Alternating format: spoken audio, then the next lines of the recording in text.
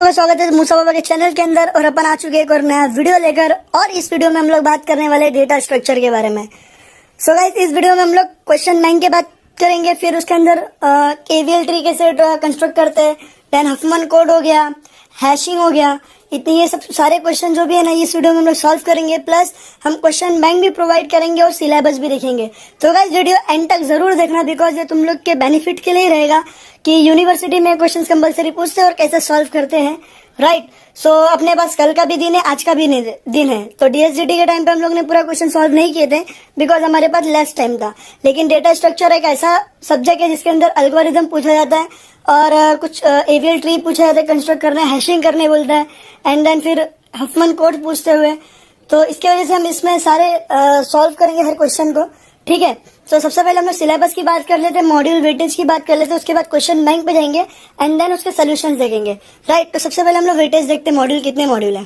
तो गाइस बात करें डेटा स्ट्रक्चर के मॉड्यूल और वेटेज के बारे में, तो सबसे पहला जो मॉड्यूल है इंट्रोडक्शन टू डेटा स्ट्रक्चर, ये मॉड्यूल कम से कम 5 to 10 मार्क्स का क्वेश्चन पूछता ही है। सबसे पहले ही क्वेश्चन पूछ देता है differentiate between linear to non linear data structure या various types of data structure, इसमें से क्वेश्चन पूछता ही है। सेकंड मॉड्यूल की बात करते हैं, स्टैक एंड क्यूज के बारे में बात करते हैं।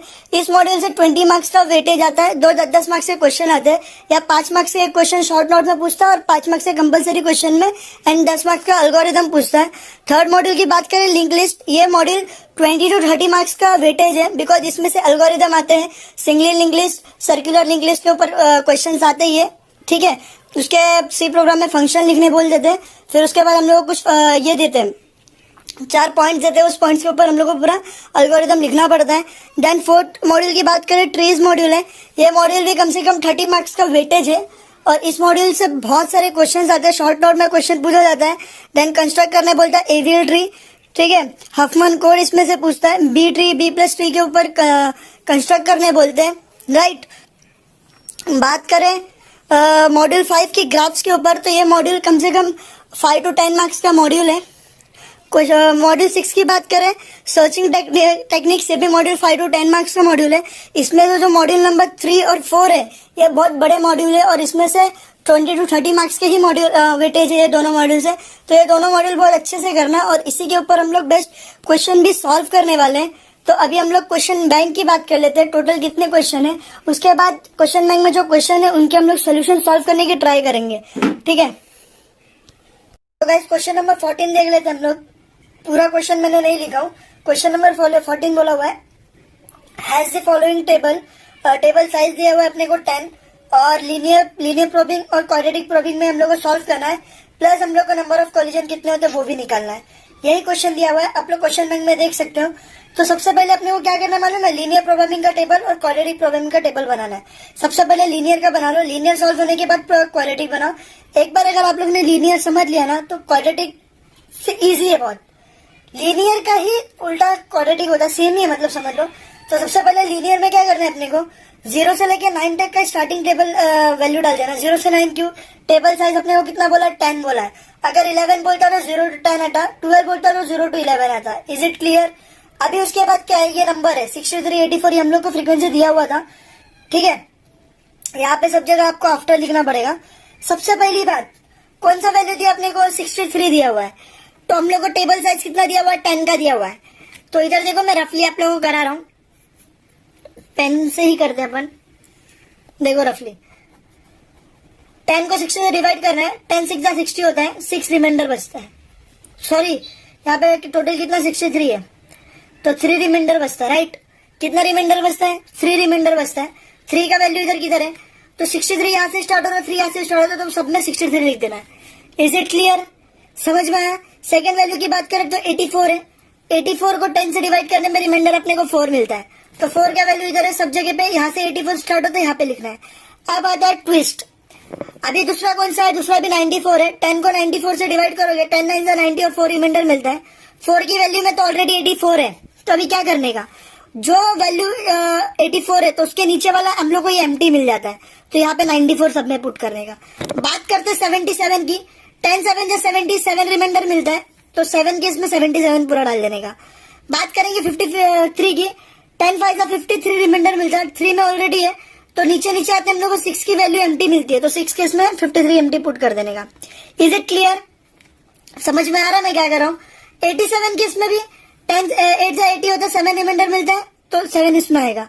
9 के इसमें अभी 23 की बात करते हैं, 23 इधर है तो यहाँ पे एम्प्टी स्पेस मिलता है। अब आते हैं 55 के बारे में। अब तुम लोग बोलोगे 55 जीरो में क्यों नहीं लिया? जीरो तो पहले 10 बाद में आता है। एक चीज कभी भी याद रखना, अभी समझ लो यहाँ पे 10 है, 10 1 जा 10 रिमाइंडर 0 मिलता है, तो सबसे पहले 0 की जो प्लेस वैल्यू रहेगी ना वहां पे हम लोग को 10 पुट कर देना है, उसके बाद उसको रिपीट करना है। समझ आ रहा है मैं क्या बोल रहा हूँ? उसके बाद यहाँ पे 10 है, उसके बाद 55 इधर नीचे है, एंड देन लास्ट में 44 है।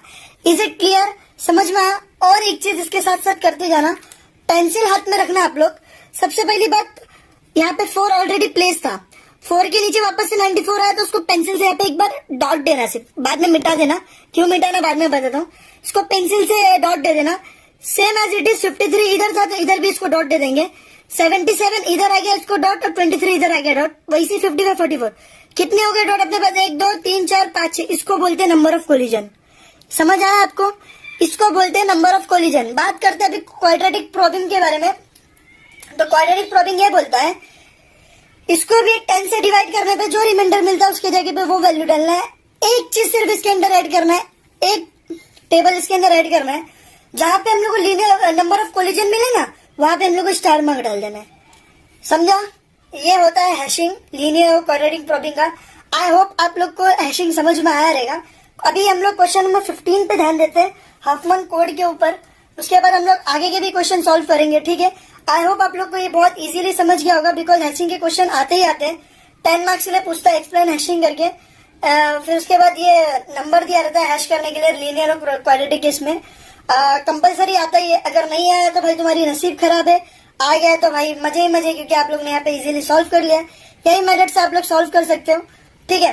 अभी नए क्वेश्चन के ऊपर चलते, क्वेश्चन नंबर 15 के ऊपर। हफमैन कोड क्या होता है वो देख लेते हैं अपन। तो गाइस ये है हफमैन कोड का क्वेश्चन, और इतना बड़ा क्वेश्चन आंसर देखने की डरने की जरूरत नहीं है, बिकॉज ये सबसे इजी है।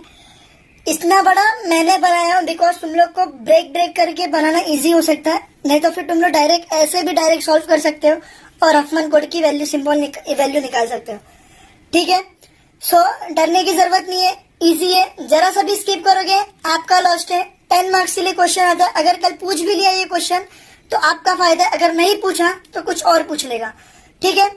तो सबसे पहली बात करते हैं हफमैन कोड की सिंबल और फ्रीक्वेंसी के बारे में। ये सिंबल और फ्रीक्वेंसी अपने को दिया हुआ है। सबसे पहला काम क्या अपने वाले में, सबसे पहला काम इसको अरेंज करना, arrange in ascending order to this frequency. ये जो इसको है ना असेंडिंग ऑर्डर में सबसे पहले अरेंज करो।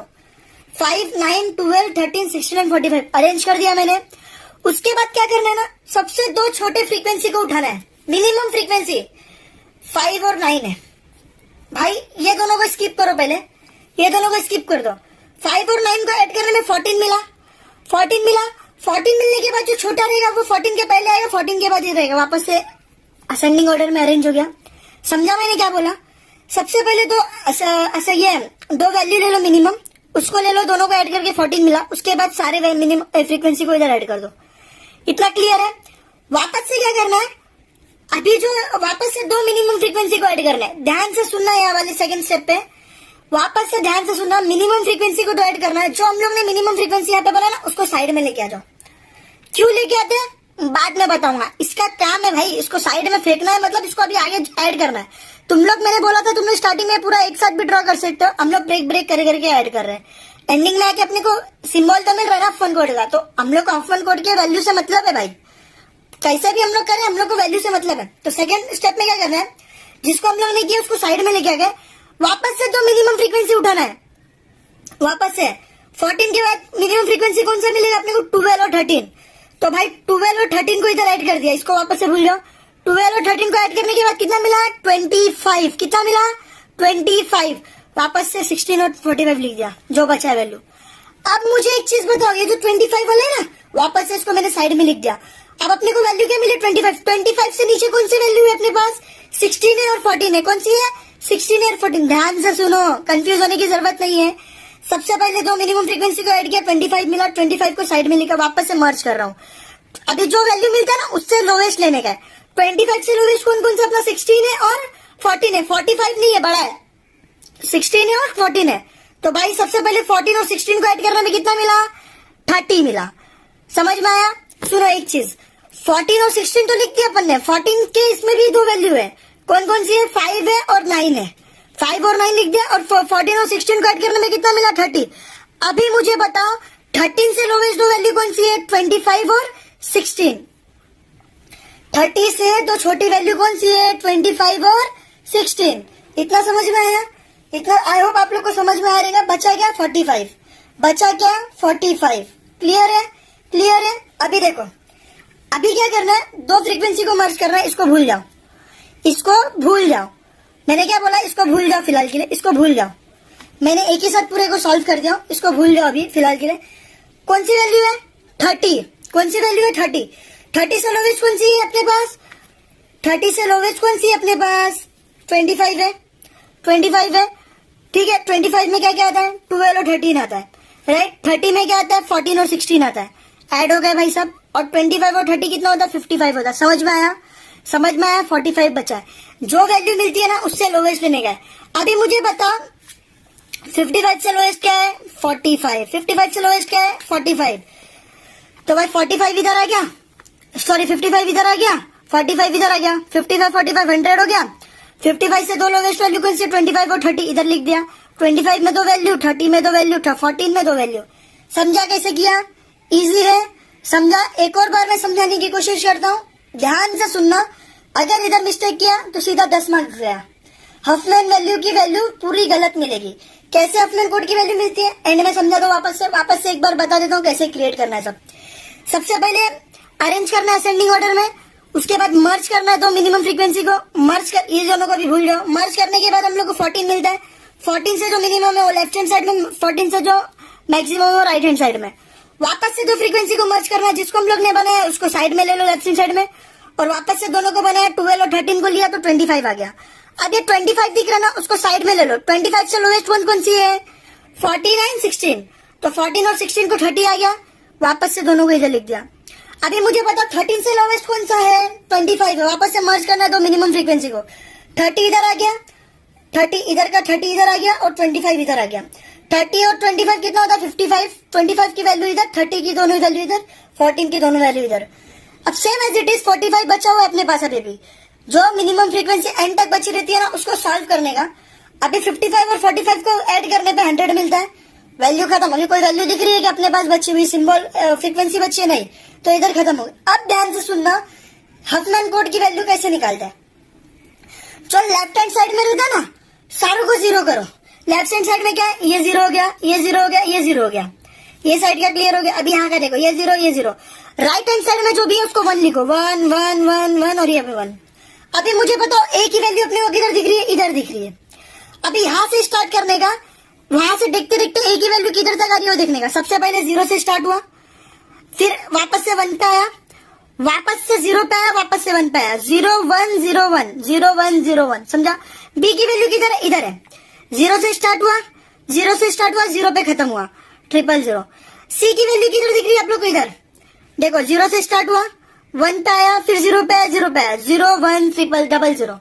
डी की वैल्यू किधर है? 1, खत्म। ई की वैल्यू किधर है? इधर है। देखो गाइस, 0 से स्टार्ट हो रहा, 1 से स्टार्ट हो रहा, फिर 1 पे आ रहा है, 0 1 1। एफ की वैल्यू किधर है? एफ इधर है, 0 0 1 0 0 1। आई होप आपको ये हफमैन कोड इजीली समझ गया होगा। मैंने 2 बार एक्सप्लेन किया हूँ। बाकी के सम्स हम लोग अगले वीडियो में करेंगे। उसके अंदर हम लोग कंस्ट्रक्ट एबल ट्री सॉल्व करेंगे, फिर pre order post order solve करेंगे। ठीक है, तो मिलते हैं अगले नए वीडियो के अंदर। तब तक के लिए बाय बाय। डीबीएमएस का क्वेश्चन बैंक आईटी ब्रांच को शाम तक आ जाएगा। ठीक है, तब तक के लिए आप लोग अपनी स्टडीज शुरू कर दो। क्वेश्चन बैंक आप लोग को आज तक मिल जाएगा डीबीएमएस का भी। तब तक के लिए बाय।